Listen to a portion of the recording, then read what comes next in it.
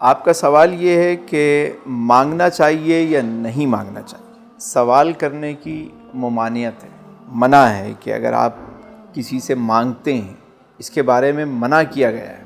بہت خوبصورت واقعہ ہے، حضرت انس کی روایت ہے کہ میرے آقا کریم صلی اللہ علیہ وآلہ وسلم کی خدمت میں ایک شخص آیا اور اس نے اپنی غربت کا ذکر کیا کہ حضور گھر میں معاملات ٹھیک نہیں ہے، غربت ہے۔ اللہ کے رسول صلی اللہ علیہ وآلہ وسلم نے فرمایا تمہارے گھر میں کچھ ہے؟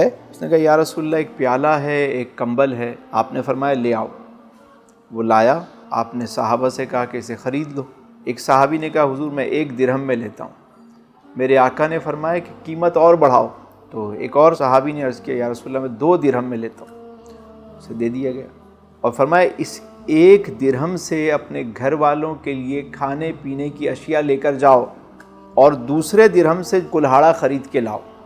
وہ صحابی گئے، کلہاڑا خرید کے لے کر آئے۔ میرے آقا کریم رؤوف الرحیم صلی اللہ علیہ وآلہ وسلم نے اپنے دستے مبارک سے اس کلہاڑے میں دستہ ڈالا اور اسے عطا فرمایا۔ فرمایا جاؤ جنگل میں لکڑیاں کاٹو، 15 دن کے بعد آنا۔ وہ صحابی چلے گئے۔ 15 دن کے بعد جب وہ لوٹے تو خوشحال ہو چکے تھے، ان کے مالی حالات بہتر ہو چکے تھے۔ میرے حضور نے فرمایا کیا یہ اس سے بہتر نہیں کہ تم لوگوں سے سوال کرتے؟ تو ہمیشہ کوشش یہ کریں اس حدیث کی روشنی میں بھی کہ لوگوں سے ذات کے لیے سوال نہ کریں، خود محنت کریں، اللہ پہ بھروسہ کریں، کوشش کریں۔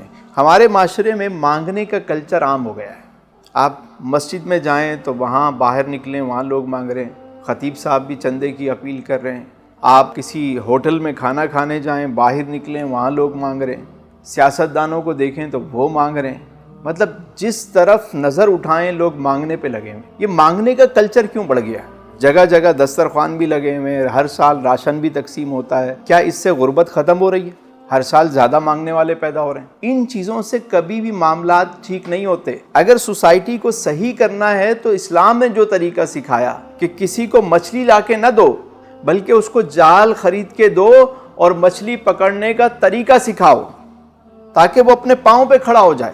یہ زکوٰۃ و عشر کے اتنے بڑے بڑے محکمے، یہ فلاں پروگرام جہاں اربوں روپے خرچ ہو جاتے ہیں ہر سال، کیا اس سے غربت ختم ہو رہی ہے؟ آپ انہی پیسوں سے چند لوگوں کو، چند خاندانوں کو ان کے پاؤں پہ کھڑا کر دیں، اگلے سال وہ کئی لوگوں کو سہارا دینے والے بن جائیں گے۔